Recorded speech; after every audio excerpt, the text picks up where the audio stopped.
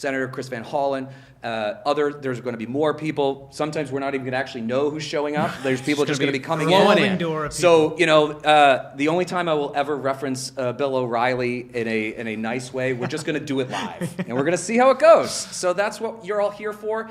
And look, like most people who are watching, have no interest in watching President Trump go up on the State of the Union and just lie about everything. Fuck no. But we are going to give you the truth. And then during his speech, we are going to be joined by, I believe, Good Trouble. Yep. And Alessandra Vasquez. I told you the names is going to be the worst part for me. That's true. Tim and I are not named people. We're not named people. Yeah. We're going to live react. And so we're going to see... you know, we're going to see what he says, and he did say he's going to go long tonight. Fuck. So yeah. You're going to have, you know, I think maybe Stick part of the with fun us. is watching us and seeing if we We'll fall mute over. him a lot. We'll mute him a lot. We'll see who has more stamina, us or an octogenarian.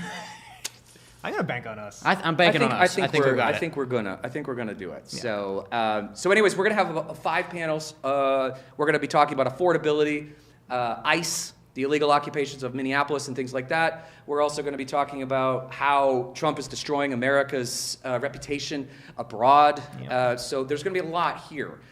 So we're going to get started in just a second, but I'm just going to do just a little pitch for if you want to drop a super tip or you want to buy a membership, please help support us. Obviously, like, we didn't do all this for free, but we had a lot of great partners, a lot of great folks, like the folks at the DNC, the folks at ActBlue, and some other places.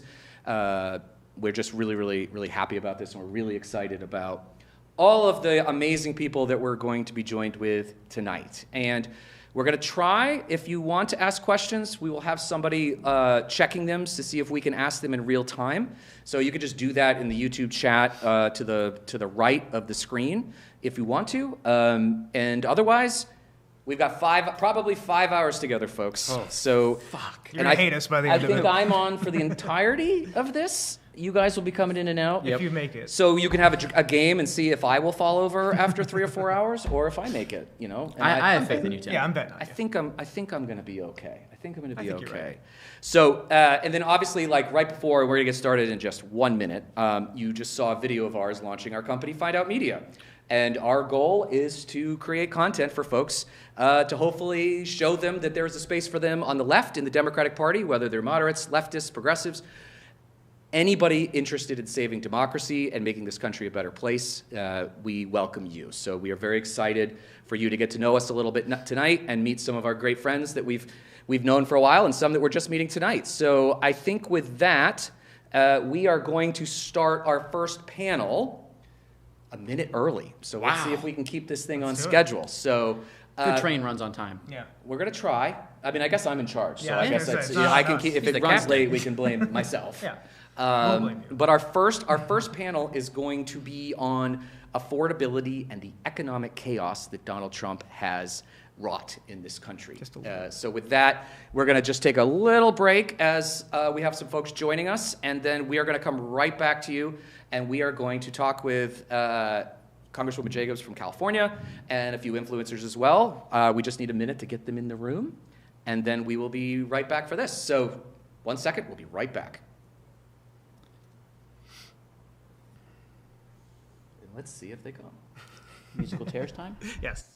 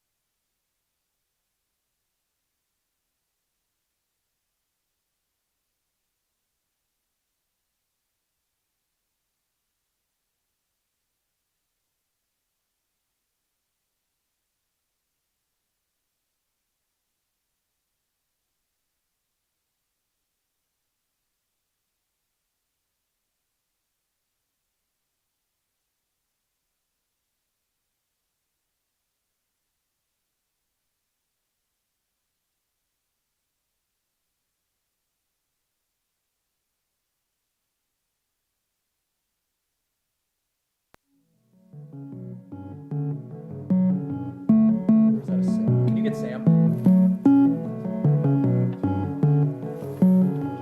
Oh, they are going to turn it on. Okay.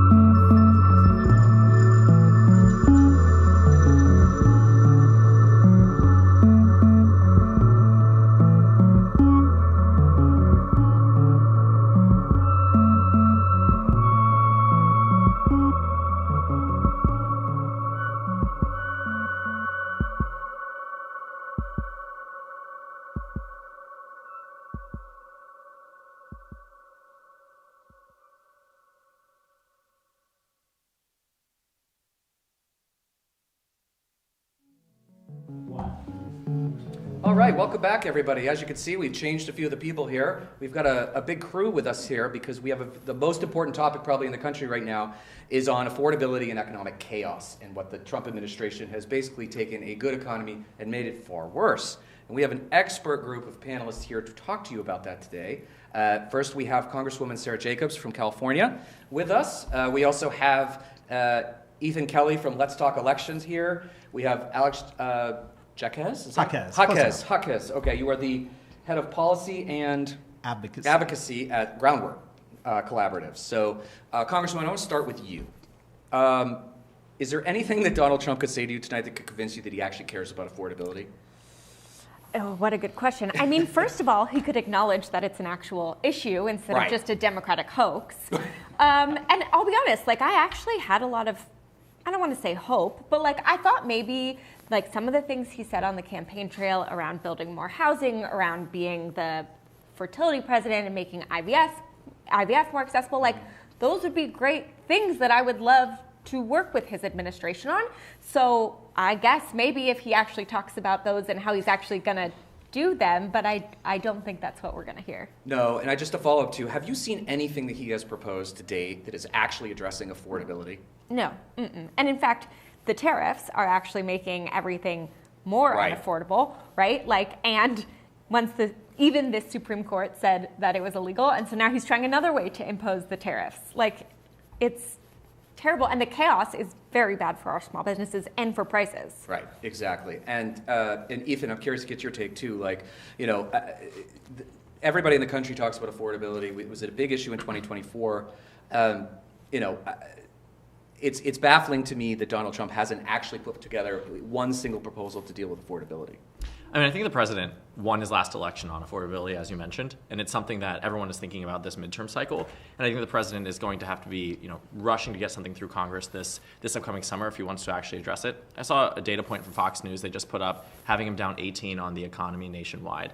I mean, for Fox News, as a news organization to even publish that number, I thought was quite shocking, but I also think it was quite telling that even, you have this right-wing publication that is still finding itself showing the president in such an abysmal point. And I think it's appalling to see, just how much people don't actually seem to care about this when it comes down to at least an electoral dynamic, because the president winning on that and then yet not changing anything about what's happening now. Right. And it seems like he's slow walking into what everyone can see is this incoming blue wave when he clearly could do something to try to mitigate that, but I don't know necessarily if we're going to see it. Well, and speaking of that, it's interesting because, Democrats have been overperforming in every single special election that we've had. Obviously, November 2025 ran the table. You would think that they would see that this is a massive problem, but do you have a sense of, why are they not focused on this? I saw the RNC chair go on an interview and say that he, quote, didn't care about the special elections, that he was focused on November, right? But I think that what's lost on them is that they might have won in 24, but then they're going to get their asses kicked in 26 because they're not paying attention to everything that's happening, right? Democrats are cracking majorities. They're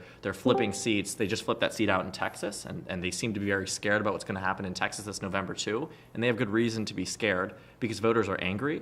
And again, I just think that there's this sense of complacency because they have the majority, but voters are clearly pissed off. And if they don't react, they're going to get wiped out. Right. And Alex, everything that he has laid out seems to be doing the complete opposite of what he's promised, which is to lower prices. Tariffs are essentially a tax, a regressive tax in many instances, hurting poor and working class Americans more. Have you seen anything as a policy expert that, obviously must be studying this daily, what are their plans for addressing the affordability crisis? So it's been a year. Donald Trump, as Ethan mentioned, got into office claiming and promising to lower prices, not eventually, not a little bit, but on day one. Not slow the growth of prices, but bring them down. At the grocery store, rent, utilities, energy, everything. And I think what we're seeing right now is a president who's just simply flailing at all of those. We're looking across the board at the hard data. GDP growth is slowing than what it was in 2024 under President Biden. Jobs, the labor market has collapsed. We're adding only about 15,000 jobs a month, and inflation isn't going anywhere. Those prices are still staying high. Right. Utility prices, I'm looking at in particular, up near 10% year over year. These are the prices that people are mad about, that they see every single day, and that's why we're seeing some of the worst consumer sentiment that we've tracked ever. And so I think, he's flailing around right now. He is putting forward things that used to be progressive or democratic ideas, banning investors from buying up single family homes, capping credit card interest rates at 10%. All democratic ideas, for the record.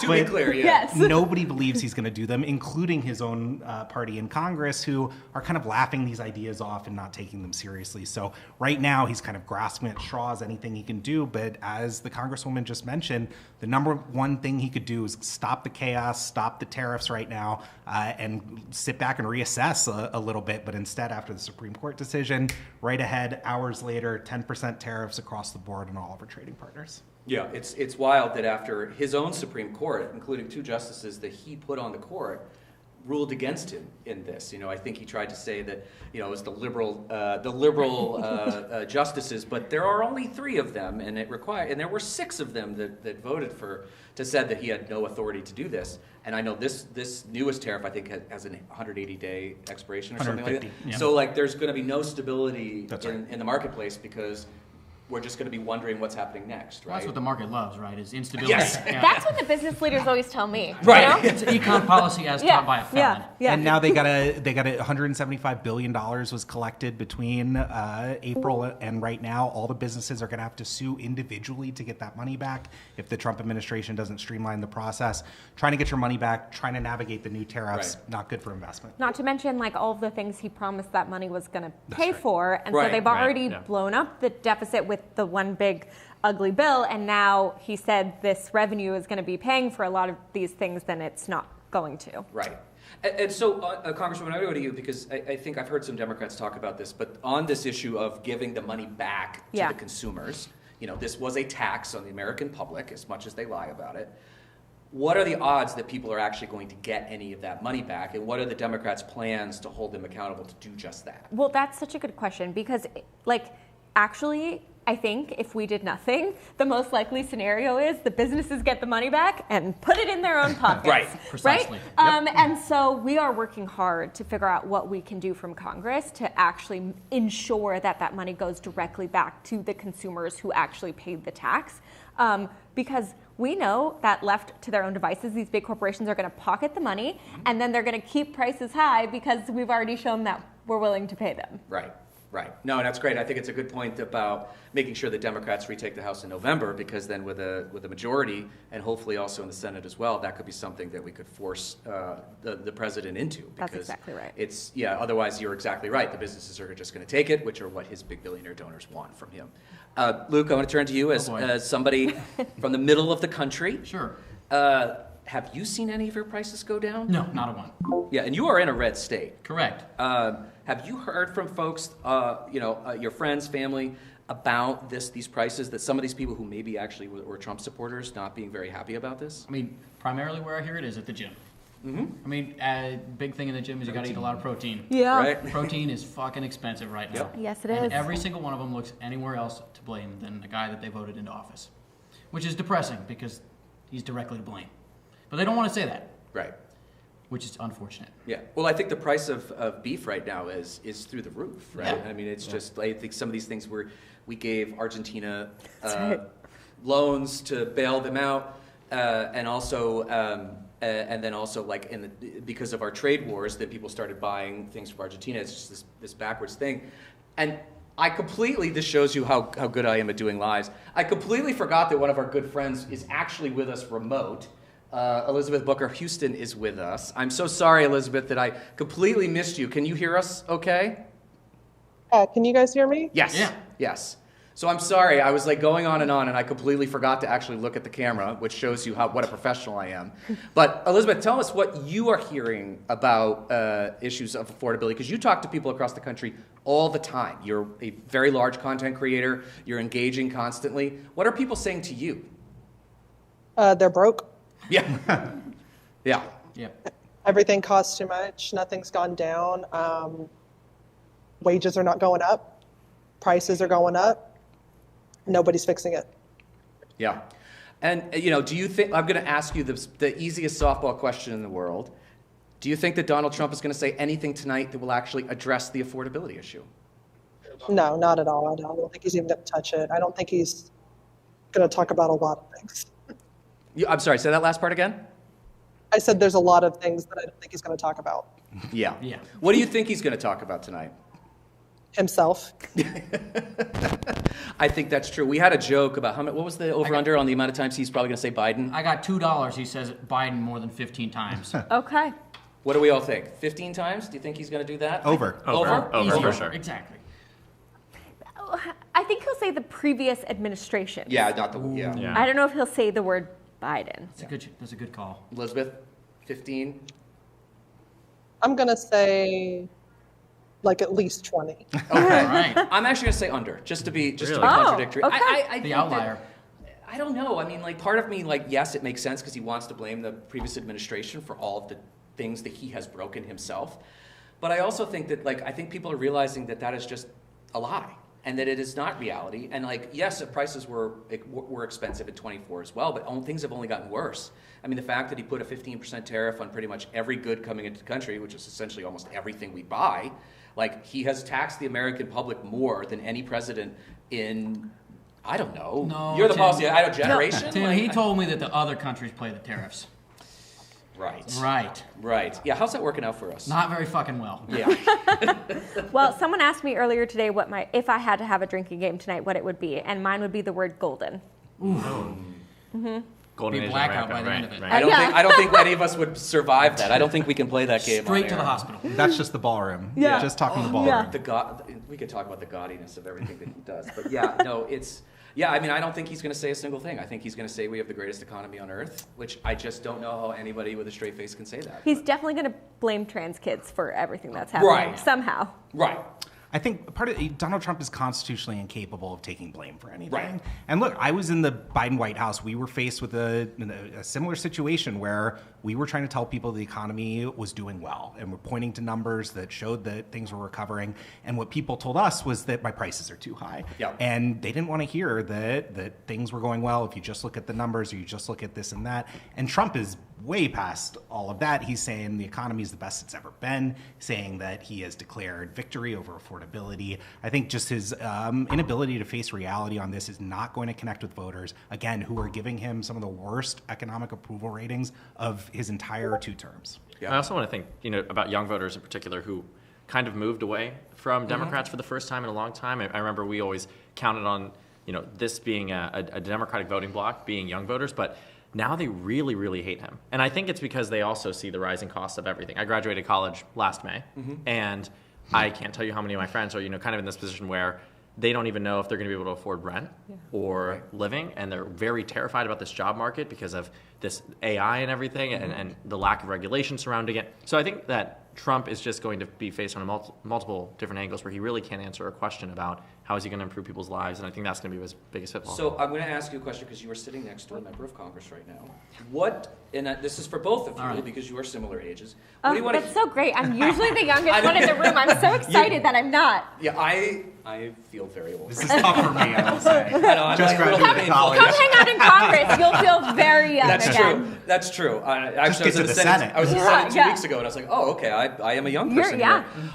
So for your generation, obviously that did swing away from Democrats in 24, seemed to be coming back. What do you want to hear from Democrats, both in Congress and that are running on affordability issues that would, I know you will be excited, but like your friends and people who maybe are not, as politically in tuned, what do they need to hear from Democrats to be like, those are the people that I want running this country?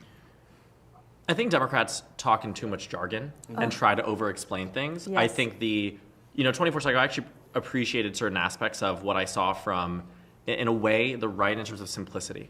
And it was so effective. And I think Democrats have a very simple message that can be quite effective too, which is that they will lower the cost of living by doing X, Y, and Z. I think Mamdani out in New York set some very simple and basic and easy to understand policy points. Love him or hate him, he won. And he won because he did that. And young voters turned out in droves. And I think they need to feel like they're being heard. And also too, it is very difficult, right? Democrats over-explaining everything, every issue. It's not just the economy. Right. And that has been their biggest downfall, right? They need to be able to explain things in a sentence and not paragraphs. I think the best way I've seen it described is that if it doesn't fit in a tweet, don't fucking write it. Right. That's the best way to do it. Now they let you have 240. Well, now 280. Anything more than that's too much. Yeah. Simple, concrete ways that you're going to make somebody's life better. Yeah. Yep. I think Democrats also need to be, and maybe not the same generation, but at least for me, Democrats need to be putting forward a positive agenda about what they want to accomplish too. I hear a lot, of course, about taking on Trump and tariffs and taking on Trump and obviously his corruption and the tax bill, which I think is all great, but I think we need a positive vision about how we are going to deliver affordability, healthcare, housing, utilities, all of these bills that are at the top of people's minds. And I'll say it's been a little tough watching these numbers go down the drain and not seeing them rebound to our benefit. Correct. And so this is a great opportunity to seize on that on the State of the Union and get some of those people back on our side. Yeah. Look, I think you guys are exactly right. We can't just be against Trump. We have to be for something. And we need a big, bold agenda that frankly doesn't sound like the same shit we've been saying for 20 years. Exactly. And the analogy I like to use with my colleagues is we also need to take ownership of the role we've played in the systems people didn't like that got us to this place, right? If you're at the store and the salesperson tells you everything looks good on you, when they tell you the jeans looks good on you, you don't really care what they say. Right. But if the salesperson is like, those jeans don't look great on you, but the ones you just had on before that looked great, you're like, oh, okay, I'll buy those. We have to be willing to tell people when the jeans don't look good, even if they're the jeans that we've been selling. Right. Yep. Well, now, Elizabeth, I want to turn to you because I think you're very vocal and very articulate about these issues. What do you think that Democrats need to be saying to the American public in order to make sure that the November results go the way that we want them to go? Stop relying on everything being online. Yeah. Go meet people in person. Go talk to them in person. Trump was not just posting stuff online. He was rallying everywhere, even in small towns, constantly, over and over again. Yeah, I think you're totally right, and I think it's a mixture of things, right? I mean, even I'm going to toot our own horn for a second, like the fact that people, creators, influencers, podcasters are starting to get more of a foothold on our side because the right has been doing these things for a long time, and that goes back to the plain English stuff that you're talking about, Congresswoman, which is just like tell people the thing, right? Like their stuff tends to not be true and overinflated, but like we have the truth, and we have policy issues that are really, really popular. Like we saw in 24 where, we did not win, but we had ballot initiatives in places like Missouri that won. Yeah. And so there are people that were voting for Donald Trump and voting for like a minimum wage increase or protecting reproductive health. Right. People like what we're selling. Right. They just don't like us. The sales. Right. Yeah. So what do we do about, obviously like changing the language is important.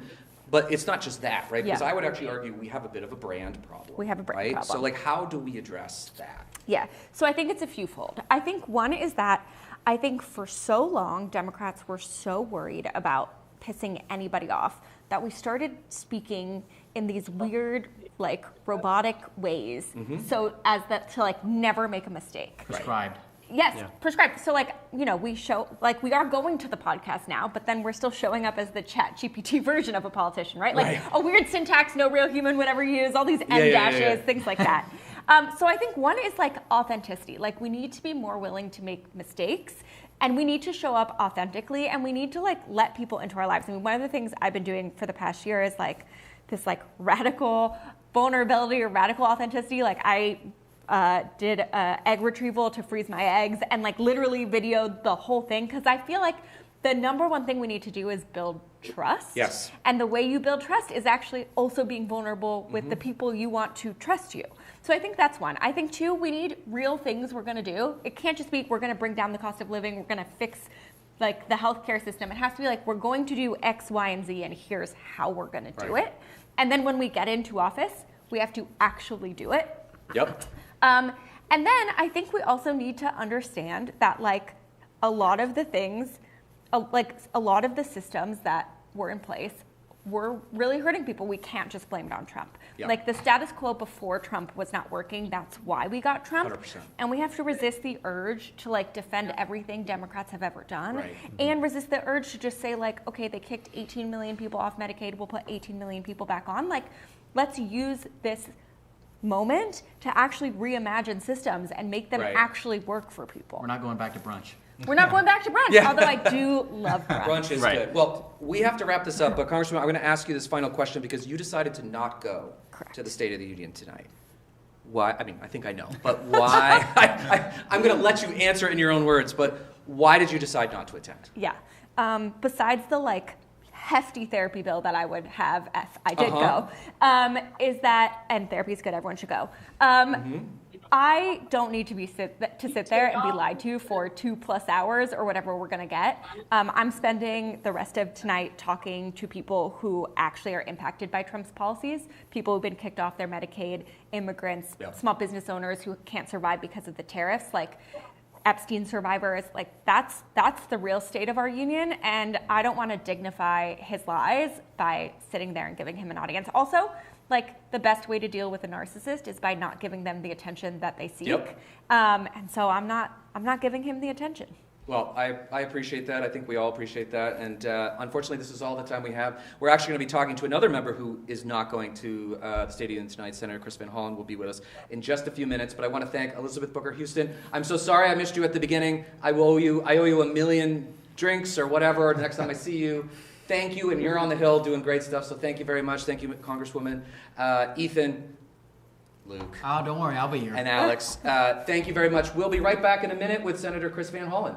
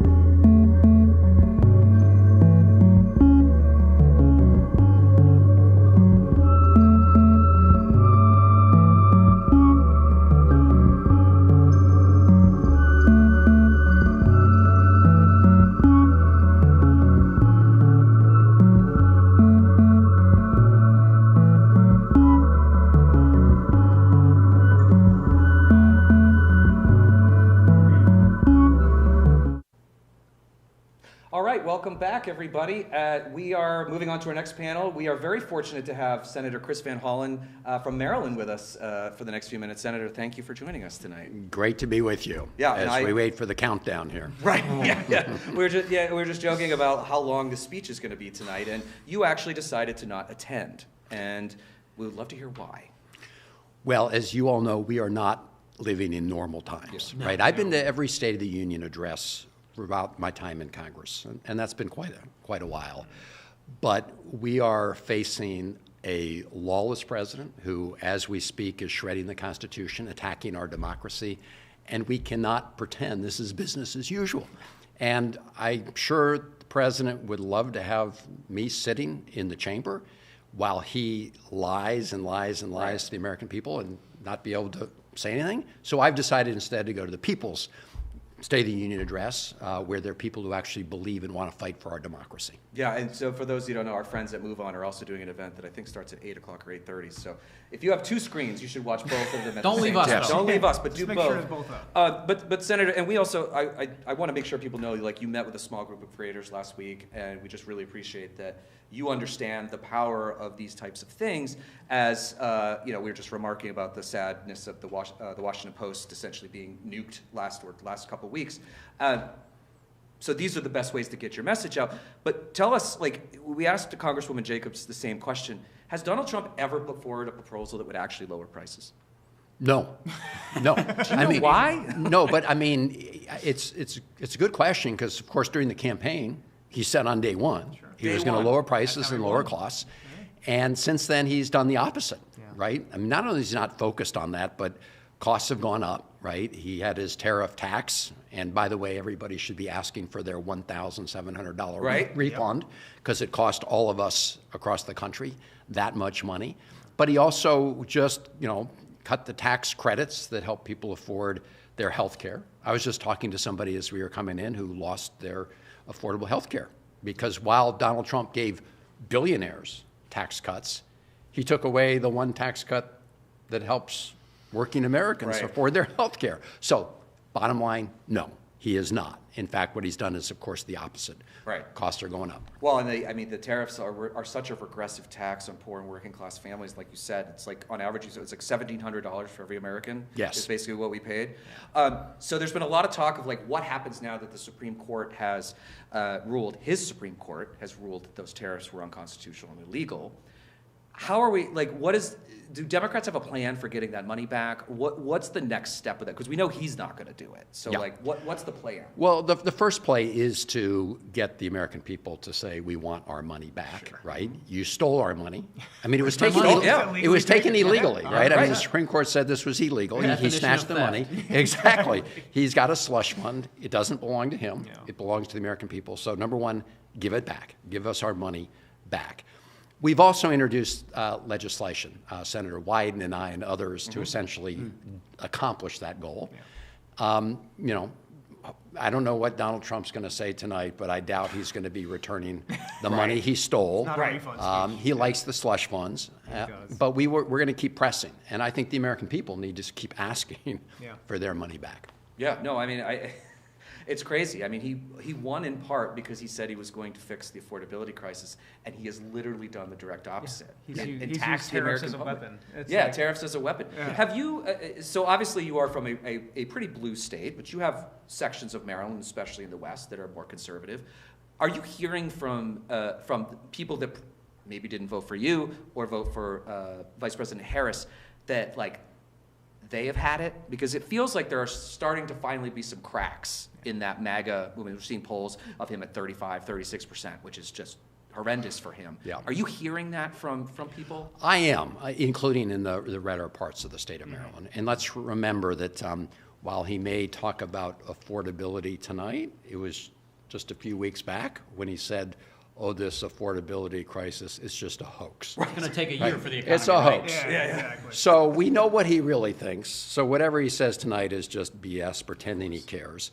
And I'm sure he'll trot out a lot of proposals that sound nice. He did that at his last State of the Union address. But to your point, a lot of people who voted for him are saying, he promised us lower costs. Right. He promised us a more affordable America. we don't see it. In fact, we see the opposite. So yes, and I see that from farmers, especially who were screwed by his tariffs, but also, small businesses. I mean, we had a lot of small businesses in Maryland who got screwed by the tariffs. Yeah. And so they're going, what the hell? I mean, this is not what we bargained for. Yeah. So I think that's what you're seeing reflected in the polls. I know Trump says he never believes the polls. Of course, he believes them. Or the silent majority. Yeah, exactly. The silent majority. The silent majority. Yeah. Well, Insane. I think it's interesting because Democrats have a very, I think, once in a generation opportunity here to potentially reach people that we don't normally reach.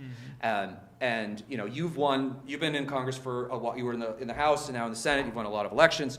How do we reach out to some? I mean, I don't think the hardcore MAGAs is not who I'm talking about, but the people who were like, I just want my groceries to be cheaper, or I don't want to be saddled with all of this debt. What's our opportunity to reach those people and tell them that there's space for them on our side of the aisle? Yeah. So I think that is the critical question for us, because while it's true that Donald Trump's popularity is low, it's also a fact that people are not embracing the Democrats as a party. Okay. Right. And so people like me and Democrats should not be overly joyful, because people don't really think we're meeting the moment either. So I think that in addition to fighting all the outrageous Trump actions and his violations of the Constitution, we do need to tell people what we're for. And that does mean taking on a lot of the big, powerful special interests that have had too much sway in the Democratic Party, the Republican Party. That means ending what I think is a rigged income tax system, which really favors people who make money off of money and penalizes people who make money off of hard work and earn a paycheck. We need to completely blow up that tax system. We need to make sure that all of us around the table and people listening aren't having to pay higher electric bills for the data centers that are being built by the richest companies on the planet. We need to make sure the big oil companies are paying the bill for the mess they're making, whether it's climate change. And think of all the damage that's been done. Why should all of us have to foot the bill? Right. And so, my view is polluter pays, and we should do that. But we need to make it clear that we're going to do it. We're going to actually have the political will to do these things. And when it comes to AI, we need to make sure that,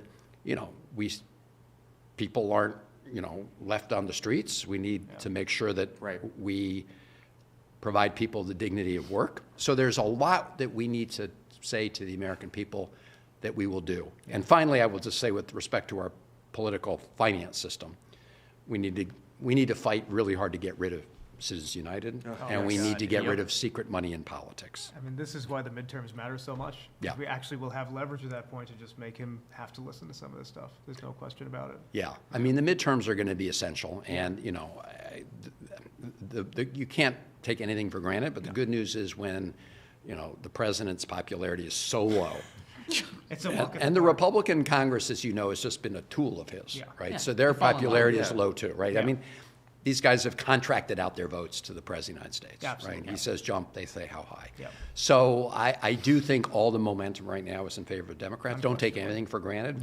Run through the finish line. They're going to try and cheat. We know they're going to try and cheat.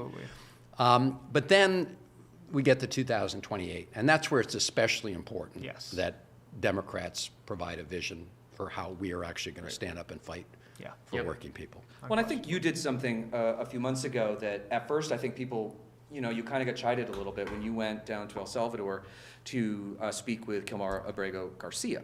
And a lot of people are, why is he doing that? This is all theater. But I think what you showed was that this is what people want. People want action. They don't want their members, senators in particular, to just speak, do the CNN thing, and then be like, well, I'm in the minority, I can't do anything. Like, what would your message be to other Democrats about that? Because basically, I think what you did was you actually shined a light on that and got him out of there. Yeah. Why are Democrats reluctant to do those things? Because it seemed like an obvious thing, but that was not a very popular thing when you initially decided to do that. It wasn't with the political pollsters, right? They were all kind of finger to the wind. We really shouldn't be talking about these issues. I just got mad. because this was a Speaking guy my who was. I got mad. You know that old movie, Don't Date Me, where the guy's jumping out the window, we're saying we're mad as hell. We're We're not going to take we're it. not taking Yeah, it. yeah, yeah, yeah. But, there was this guy, Kilmar Abrego Garcia. He's driving in his car with his 5-year-old son who has autism.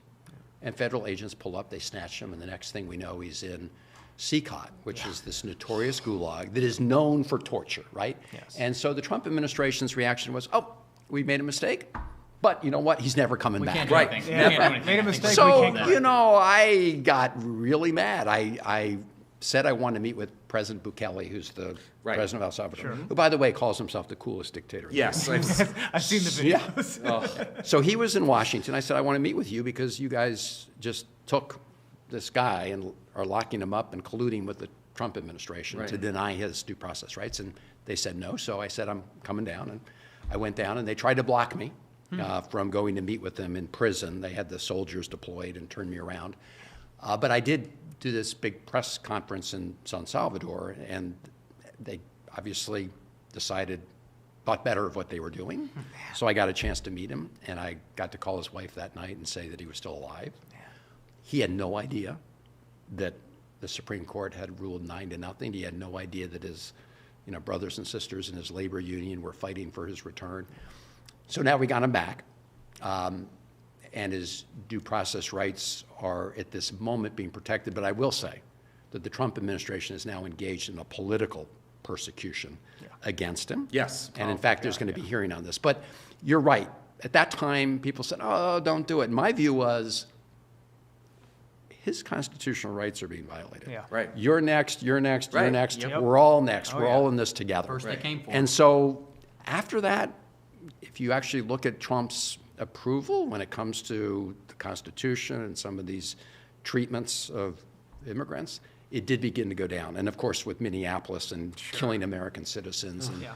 calling them domestic terrorists, nobody likes that except for No. the hard core.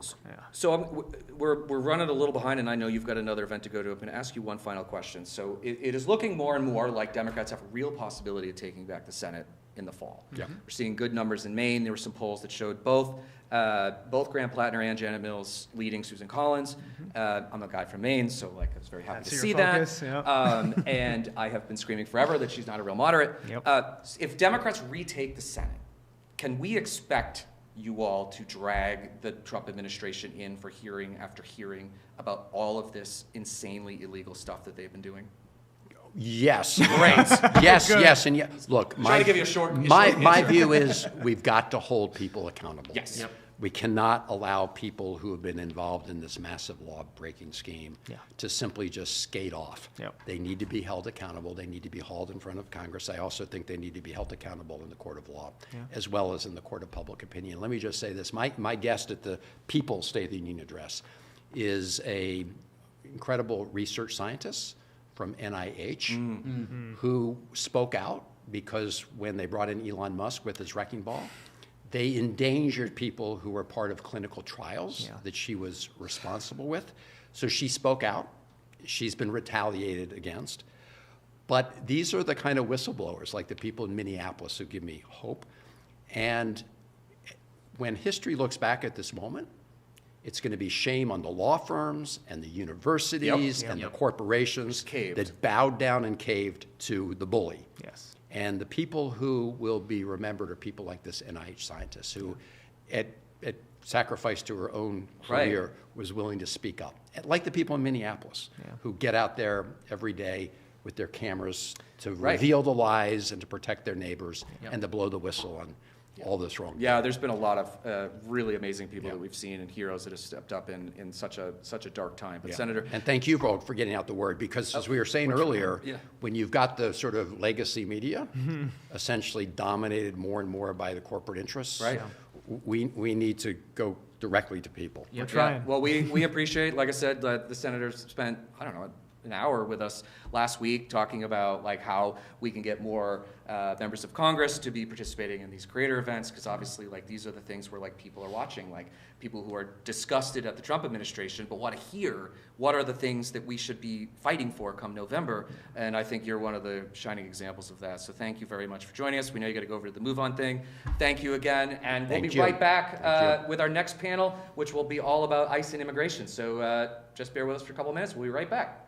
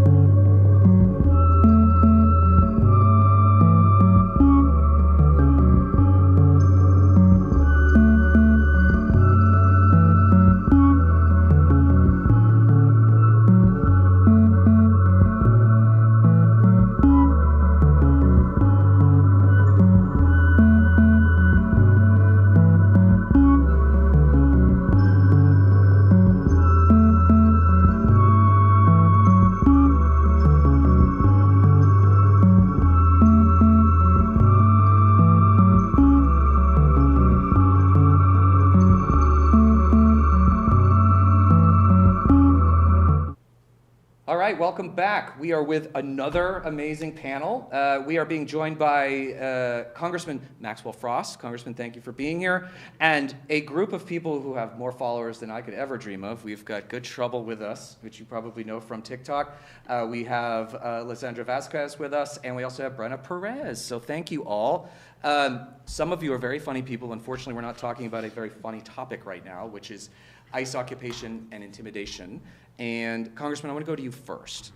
What are the Democrats' plans to fight back against this illegal ICE operations that are happening across the country? I think a few things. The number one is on the Oversight Committee, we need to continue to and launch investigations into what ICE has done.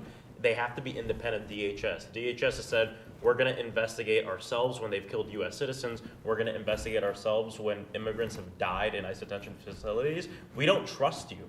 We don't want you investigating yourself. And I actually think the United States Congress, the Oversight Committee, should be the committee overseeing this. And so that's something that's going to be really important, especially, God willing, getting the majority. The other thing is we have to continue to physically pull up to places. You know, when in my state of Florida, when we heard they were going to build an internment camp for immigrants in the middle of the Everglades, Alligator Alcatraz, the first thing I told my team is I need to physically pull up. And not just that, but we need to strategize with local groups that are suing them to stop it. Because I can go inside, get information, and feed it to them to help the lawsuit. That's what we did. We had countless meetings with them. I went in with a binder this big. I filled it up with information. And actually, when the judge put down a decision to close the place down for a few months, she cited Representative Maxwell Frost and these specific things that he saw in his visit. This stuff matters. We're not going to win every battle. Right. But every day there is one, and you got to figure out which one you're going to get into and fight every single day. You might lose one, you go to bed, you wake up the next morning. Trust me, there's a lot of other ones to do. And so that's the way I look at it. There's a lot of work to do on it. I think it's so important. We just had Senator Van Hollen on, who obviously went to El Salvador and got Kilmer Abreu Garcia out by showing up. And I think this is a thing that I think Democrats haven't always necessarily done very much, but like it's so great to hear both of you saying this, because I think being on the ground, getting the information out is so critically important. So I'm glad to see more of you doing that, because Alligator Alcatraz, for example, is just, didn't it flood in like the first week? It's like it's not Florida. A safe place. What's that? Flooding. Right, it's Florida in the Everglades, right? It's in the Everglades. Disgusting. Like, so you guys know too where that place is. They were trying to build an airport there, right? And they abandoned it, building the airport there, because it was so dangerous and bad with the flooding and everything like that. So if it couldn't be some airport for some freight airplanes, it's not good enough for humans. But obviously they don't care, and they don't see immigrants as humans either. No, and I think I always go back to Adam Serwer from The Atlantic wrote this piece, I think 7 or 8 years ago, which was "The cruelty is the point." And I think that sums up MAGA pretty well. But some of you have also gone to Minneapolis too. I think, Gajol, you went to Minneapolis. Like, what was your experience going there? What did you see on the ground? The prevailing feeling I keep coming back to is that, like, even as keyed in as I am to the state of our nation, the state of our union, it did not strike me the level of sort of occupation that was happening there until I showed up. And it is, for me, kind of a privilege to have that sort of exposure to this and understand what it's really like when our military occupies a city. But for people at home, they don't really, the things that they see, things that I saw, didn't mesh with the experiences that were happening until I got there. And it is alarming, and it is frightening for people that don't look like me to go outside. Even American citizens are terrified to get into altercations with people who are untrained and sort of knuckle-dragging, illiterate losers looking for violence, and people don't leave their houses.